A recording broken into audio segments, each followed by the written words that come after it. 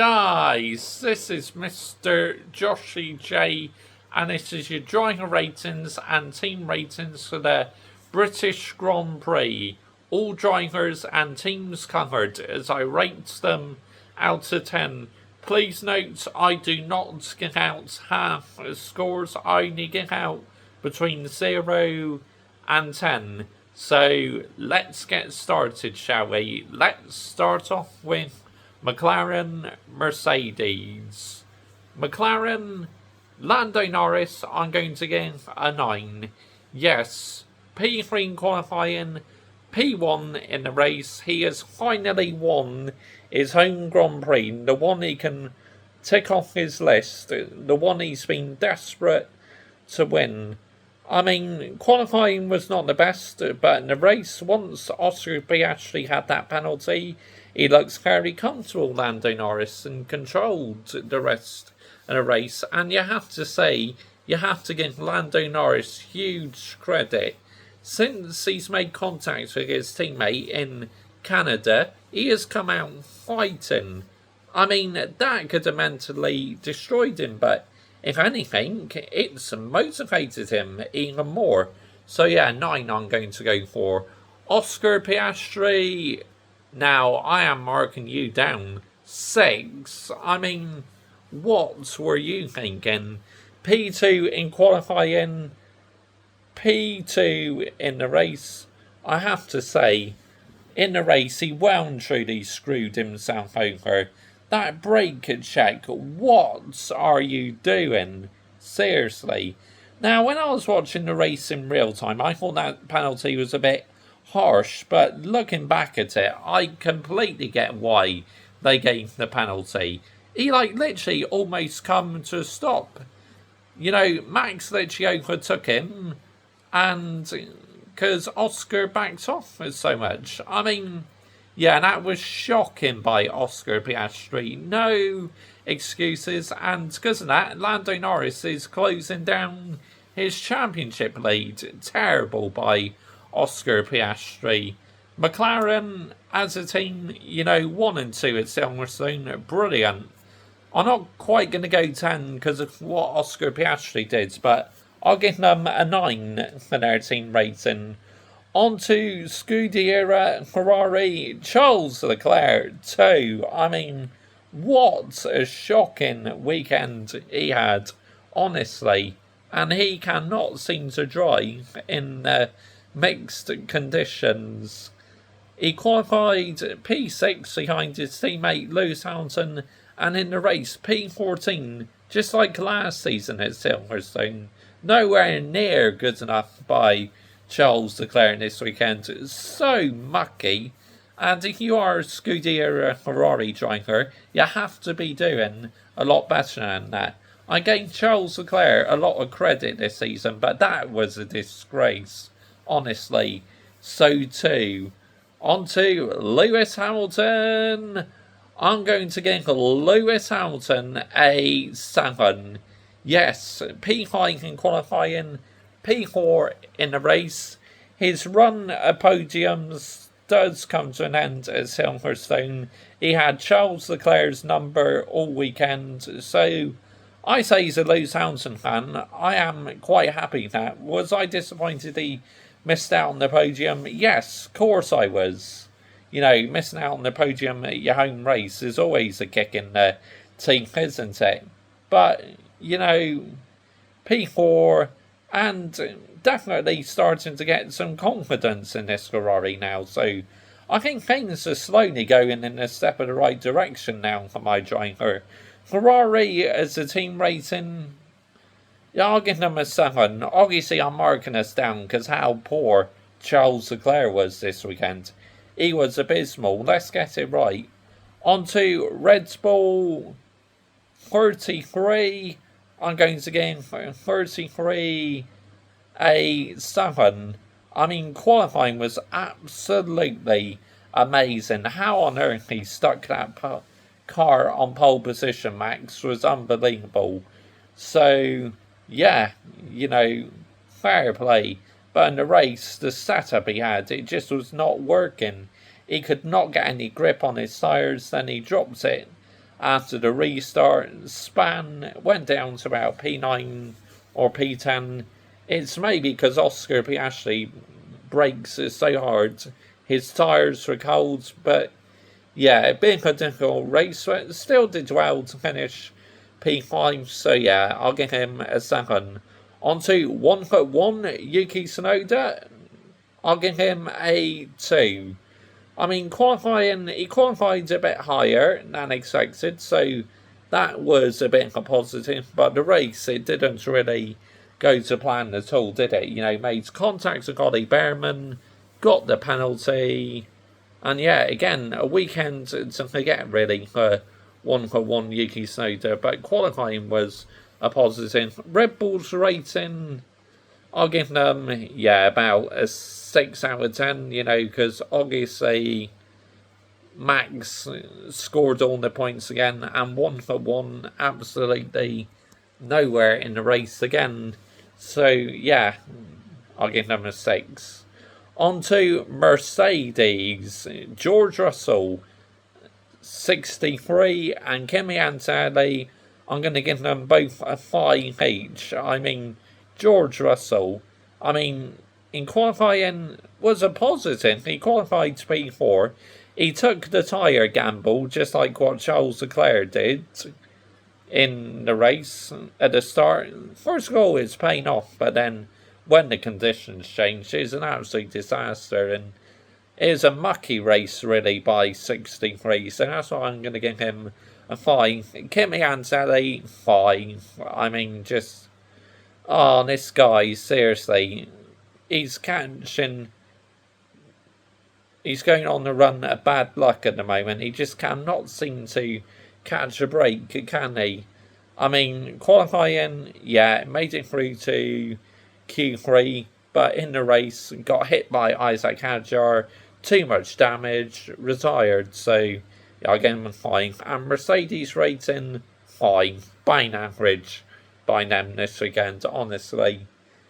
On to Alpine, I'm going to give Pierre Gasly a 10. I mean, wow, absolutely unbelievable. Qualifying, he was unbelievable, and in the race, he finished P7. I mean, that is unbelievable in the so-called slowest car on the grid at the moment. Brilliant, Pierre Gasly. As for his teammate, though, Franco Colapinto, 0. Absolutely 0. I mean, qualifying was a disaster, and the race as well. I mean, he retired. The car was stuck in second gear. Apparently, he burnt the clutch out. So, yeah, it's got to be a 0. That's shocking by Franco Colapinto. And I think he will be out the door, unfortunately. Alpine's rating, yeah, I'll give them a 7.